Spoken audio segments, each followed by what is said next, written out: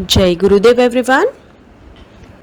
वक्रतुंड महाकाय सूर्यकोटि समप्रभ निर्विघ्नं कुरु मे देव सर्वकार्येषु सर्वदा सर्वकार्येषु सर्वदा सर्वकार्येषु सर्वदा। इस श्लोक का अर्थ है, घुमावदार सूंड वाले, विशाल शरीर काय, करोड़ सूर्य के समान महान प्रतिभाशाली मेरे प्रभु हमेशा मेरे सारे कार्य बिना विघ्न के पूरे करे। हेलो एवरीवन, जय शारदे माँ बच्चों, गुड मॉर्निंग। कैसे हैं आप सब? सभी अच्छे हैं? देखो बच्चों, आज हम अपनी परिवेश वाली बुक में सेकंड चैप्टर की रीडिंग करेंगे। ओके, परिवेश वाली बुक में सेकंड चैप्टर की रीडिंग करेंगे। ओके, और रीडिंग करने से पहले हम क्या करेंगे, हम अपना न्यू श्लोक बोलेंगे एक साथ।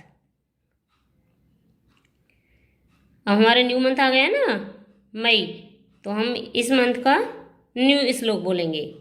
तो सभी बच्चे close your eyes, joint your hands, now start.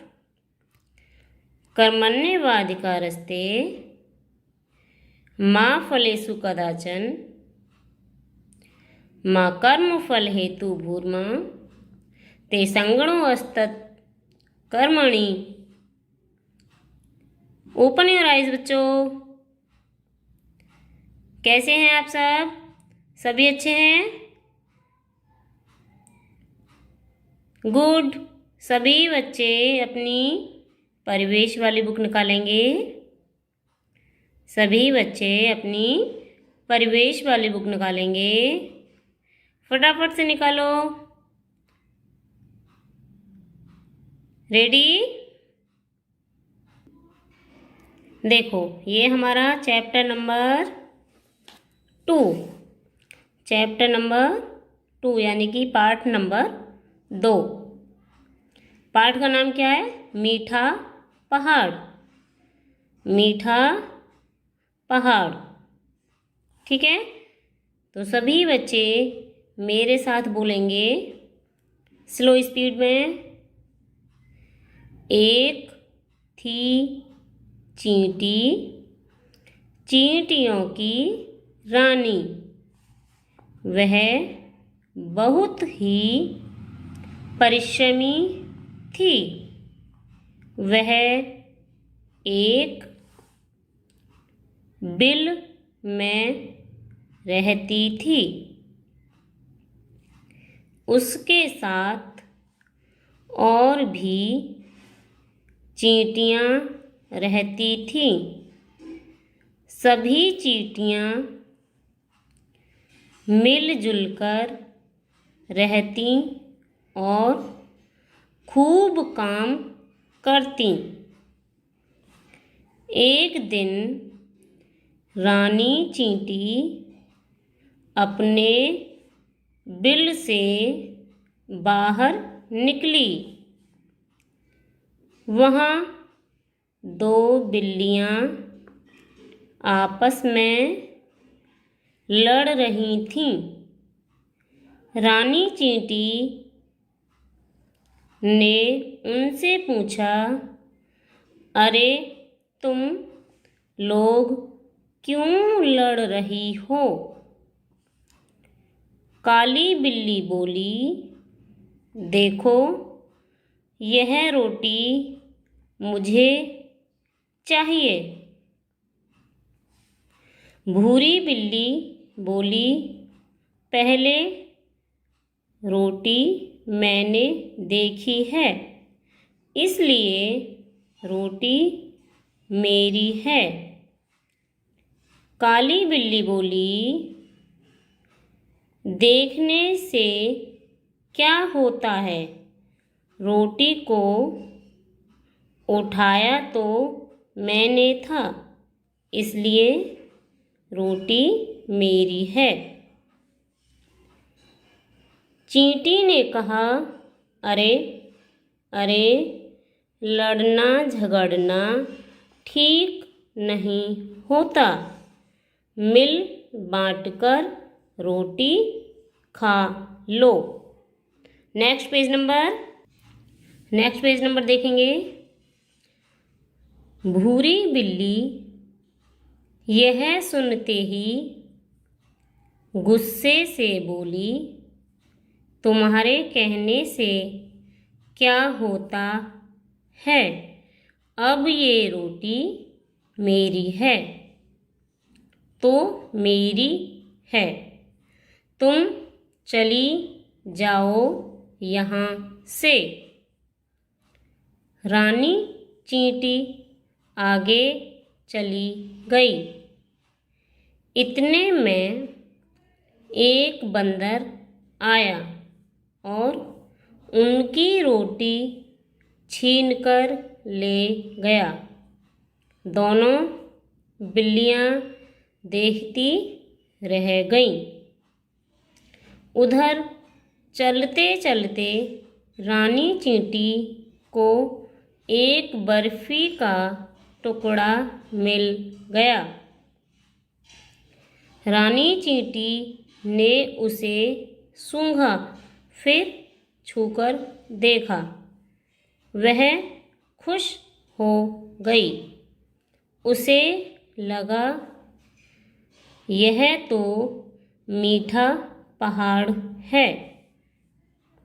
उसने बर्फी का टुकड़ा घर ले जाने के लिए खूब जोर लगाया, पर वह उससे हिला भी नहीं। वह फौरन भाग कर गई और बहुत सी चींटियों को बुला लाई। सभी चींटियाँ पंक्ति बनाकर एक दूसरे के पीछे चलने लगीं। आगे आगे रानी चींटी चलती, पीछे पीछे सभी चींटियाँ। शीघ्र ही सब उस मीठे पहाड़ के पास पहुँच गईं। नेक्स्ट पेज नंबर खोलेंगे सभी बच्चे। रानी चींटी बोली, बहनों, आज हम मीठे पहाड़ की खूब दावत करेंगे। इसे खिसकाकर बिल की ओर ले चलो। सभी चींटियाँ खुश हो गईं।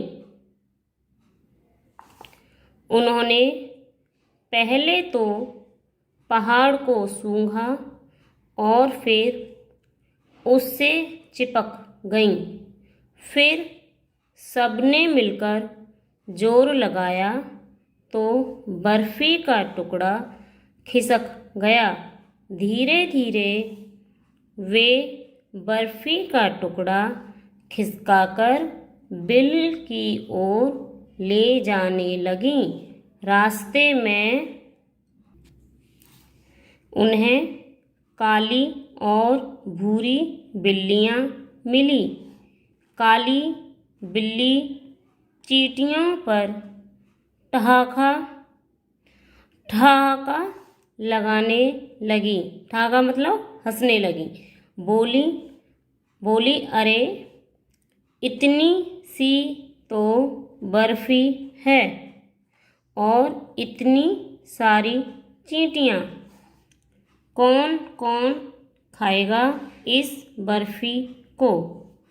रानी चींटी हंसकर बोली, हमारी फिक्र छोड़ो, हम सब तो मिल बांट कर खा लेंगी, परंतु तुम्हारी रोटी का क्या हुआ?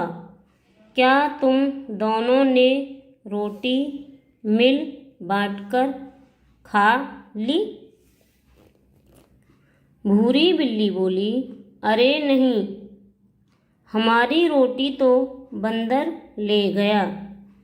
रानी चींटी ने कहा, अगर तुम दोनों ने मेरी बात मान ली होती तो तुमने भी मज़े से रोटी खा ली होती।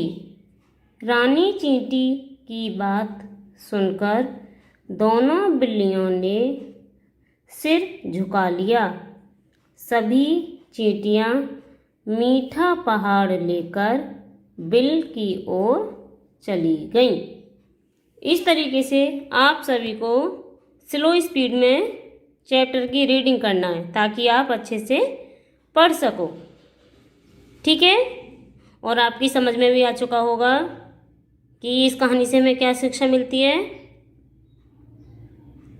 ओके।